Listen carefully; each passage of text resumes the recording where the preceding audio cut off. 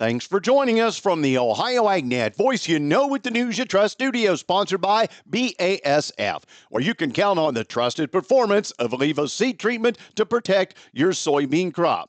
Well, nematodes are nasty. The dirty double-crossing work behind the scenes of stealing what they can, and sometimes when you least expect it, these bullies of the soybean field even thrive in drought conditions, which seems low down even for a pest.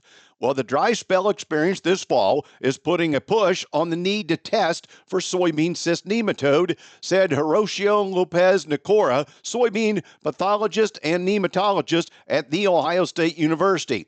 SCN tends to be more problematic during hot, dry years, while SCN doesn't necessarily prefer drought. Drought conditions accelerate its life cycle, allowing it to complete more generations in a single growing season. This leads to higher population densities and increased egg counts by the fall soil sampling. And following a drought year, SCN populations are likely elevated, so proactive management is critical. Fall soil sampling is essential to determine SCN egg densities and guide decisions for 2026. Rotate to non-host crops like corn, wheat, alfalfa to reduce SCN populations. Use SCN-resistant soybean varieties, but rotate resistant sources to delay resistance breakdown. And consider nematode protectant seed treatments to reduce early season infection and promote overall root system health, which can enhance plant resilience under stress conditions. And continue annual soil sampling to track SCN population changes to adjust management accordingly. Today's weather brought to you by Seed Consultants. Simply better performance online at seedconsultants.com. Here's the forecast. Sunny, warm, and dry for your Monday, but changes are coming to our weather pattern overnight tonight into tomorrow. I'm Chief Meteorologist Ryan Martin with a look at the Ohio Ag Weather Update. I'm looking for showers and thunderstorms to come through probably near or after midnight tonight, right on through the day tomorrow. May see a long tail on this into tomorrow evening before things really wind down. At this point, I think we have to pencil in anywhere from a quarter to 1.5 inches of rain across the Buckeye State. The biggest rains closer to the I-70 corridor and southward. I'm not going to rule out some heavier rain up north. As a matter of fact, in northwest Ohio, I don't think anybody would complain if we got a little heavier, but I think the northern part of the state is going to be where the lighter precipitation is. Behind this event, we cool down for Wednesday, Thursday. As a matter of fact, could see some quite cool air to start off Thursday morning.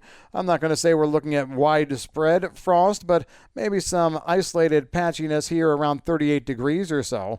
And then we warm up toward the end of the week and into the weekend. I think we are fully dry here for the weekend of the 11th and the 12th, and we stay dry all the way through the 13th. Now you get into the 14th and 15th, there's a little bit of hit and miss moisture that tries to pop up from the southwest, only about 30% coverage, but it is ahead of a stronger cold front that comes through to finish the week. Friday the 17th into Saturday the 18th, I think we have to look for a quarter to 1.5 inches of rain there. 90% coverage across the Buckeye State if it holds together. Keep in mind, though, the rains that we're dealing with here in the next 24 to 48 hours looked a lot more strong a week ago than they do right now, trying to work through. I'm meteorologist Ryan Martin. And thanks, Ryan. Let's check in with Joel Panorwood. He talks about a company revving things up. Joining us today on the Ohio AgNet, Ag Revolution CEO Stacy Anthony to talk how the company is flipping the traditional equipment dealership model on its head. That first broadcast, that interview we had, we talked a lot about introducing AgRev to Ohio, right? And kind of who we are and how we got started. And today, really what we're doing and throughout the rest of this year as we take our products and demonstrate them on farms is the why of AgRev, right? I mean, the why is different than the traditional experience that most customers have had. And so the why of AgRev says that we focus on farmers first, meaning that we put them at the center of everything we do. And so we don't go onto farms and try to sell anything. And people might say, well, you're an equipment dealer. I mean, you sell machinery, you sell parts, you sell service. Yes, we do, but we go onto farms with the mindset, the approach that we're there to solve a solution. And when you get right down to it, some of those solutions are in the way of technology, some are in the way of a machine, and if some of those solutions that we present end up in selling something, then great. But our first approach is to be a vested partner in that operation, listen first, and see how we can help that farm be more efficient, more profitable, more sustainable. You can learn more about their farmer first mindset online at ohioagnet.com today in the full video. Learn more about Ag Revolution by visiting agrev.com. I'm Joel Norwood reporting. And thanks, Joel. During government shutdown, lack of government reports will likely continue to depress trader activity. No news, for commodities at least, is not good news. DTN lead analyst Rhett Montgomery noted recently, with no export or similar reports, particularly in the middle of harvest, there's little to stir the bulls. That could change should reports return and there be an official recognition of some of the lower yields that farmer chats are reporting. Joining me is Keith Hauser. We're on the Hauser farm in Cridersville, which is how close to Lima, Keith? About 10 miles away. And tell us a little bit about the farm operation. Beautiful sun out today. You've got a nice breeze through and lots of things going on. Yeah, so here on the farm, we got about 250 head of Holstein steers that we raised from 500 pounds to finish weight about 1,500. Then we also got a hog operation where we raise contract hogs for Brennemans out of Elida. But then we also got farm where we raise corn, soybeans, and wheat. And actually, we just started harvest this past week, and we started with beans, and now we're moving on to some corn. So how were the beans? The beans are really good this year. They were pretty dry. We planted these beans in the second week of April, and they were running about 10 to 11% moisture. And yield, given where the rain was, not too bad? Yeah, the yield was pretty good this year with the amount of rain we were having. It definitely was pretty good. But you broke into some corn because we saw that on the combine when we pulled in. Yeah, we broke into some corn last night. We ran out of some dry beans, nosed into the cornfield, saw the corn was running between 18 and 21%, and figured it'd be a good time to get the dryer bin going and start shelling some corn. But when the corn's done harvested, it really, in some cases, just starts because you're going to collect all the fodder for the cows. Yep, once all the corn harvest happens, we're going to go through, we're going to chop all the stalks, and we're going to make ground bales out of them, use those for bedding for all our steers in the upcoming year. So what do you like most, the hogs, the steers, or the grain? My favorite personally is the steers, and then second's the grain. But Grandpa had a lot of dairy cows, and he comes over and visits the cows, so you kind of like that too. Oh yeah. Grandpa had dairy cows for a long time, and I always like going over there, working cows with him, and that's been one of my core memories. How many in the family are in the farming business? My dad, and then my 4 brothers, and then my uncles, and then my grandpa. Quite an organization, lots of things for everybody to do. Thanks and congratulations for being week 2 winner of Feeding Farmers. Thank you. Back with more after this. It's the livelihood of Ohio farmers. Planting, fertilizing, tending, and working. Long days, short nights, cab meals, and tractor rides with the kids. It all leads up to harvest. Farmers are parents, siblings, children, and friends, and they're working hard to feed us all. Give farmers plenty of room to work on the roads this harvest season. From all of us here at the Ohio AgNet, have a safe harvest. Think biodiesel is just another fuel? Think again. Biodiesel is Ohio innovation on the move. Clean, green, and built to keep diesel engines running strong. It's an engine booster, a soybean supporter, and an environmental champion all in one. Every gallon reduces emissions, strengthens Ohio farms, and powers your ride. Drive with purpose. Choose biodiesel.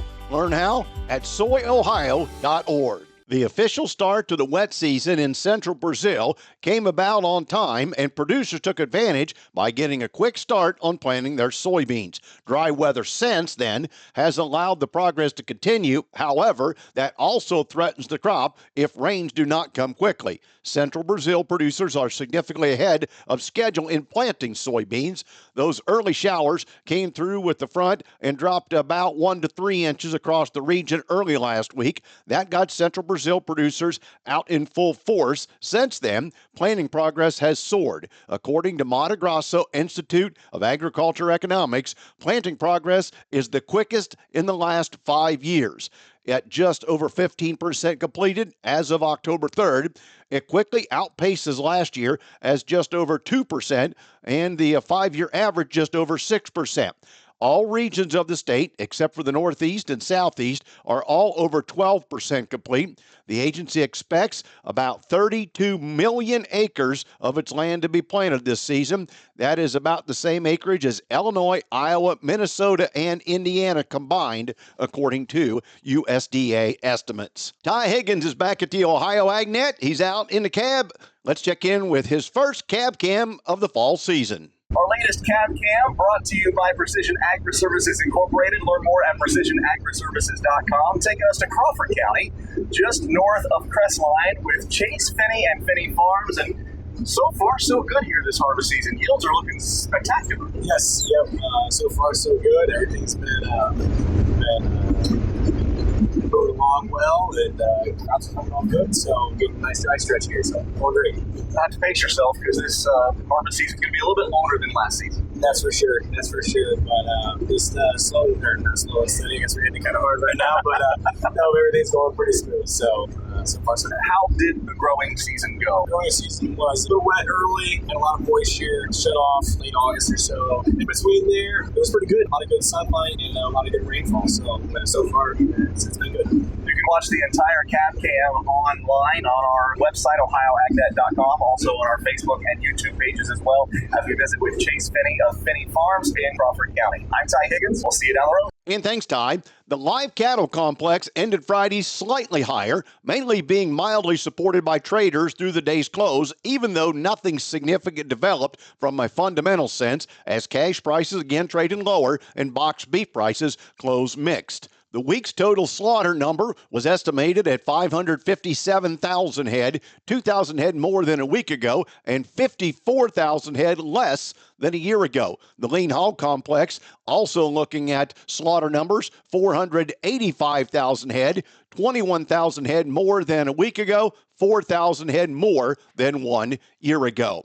Today's market analysis is brought to you by the Louis Dreyfus Company. Excited to be building the newest state-of-the-art soybean crush facility in Upper Sandusky, Ohio. For marketing information on your beans to LDC, call 574-566-2113. Here's Ryan Martin.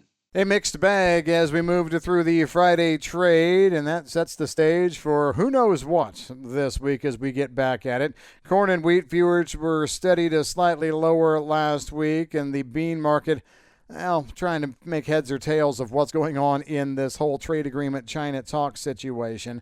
The Board of Trade grain charts turned bullish following President Trump's social media post that soybeans made the agenda in his visit with the Chinese president at the APEC conference coming up in a good 3.5 to 4 weeks. However, making the APEC agenda and China's willingness to drop its U.S. tariffs are completely separate ideas. China has been very resolute that it will drop its 34% tariff on U.S. soybeans and corn when the U.S. ends its 20% fentanyl tariff.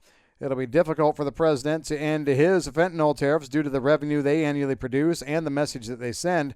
China has not done anything to really stop the flow of fentanyl into the U.S., has it?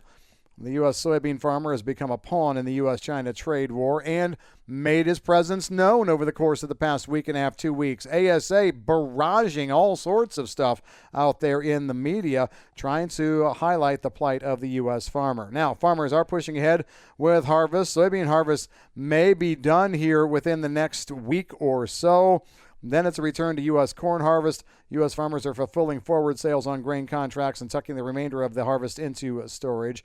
Bloomberg is reporting that China is seeking a grand trade deal where China invests $1 trillion into the U.S., with U.S. supervision, of course, while China is also calling for the U.S. to drop all import barriers on high-end computer chips and other goods and roll back national security restrictions.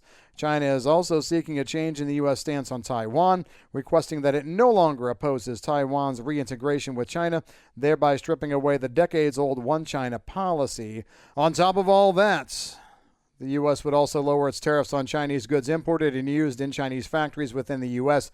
No doubts this is going to be talked about, but there's not really any strong idea that this would be able to be considered on the U.S. and President Trump's part. We'll see, though. Those were some of the talking points from last week. I'm Ryan Martin. And thanks, Ryan. Today's market's brought to you by Seed Consultants. Simply better performance online at seedconsultants.com. Overnight at the open, December corn down 3/4 at $4.18 1/4. March down 1/2 at $4.35 1/4 cent. November beans down 2 at $10.16. January down 2 1/4 at $10.34 3/4. July 26 new crop wheat down 1 1/4 at $5.55 3/4.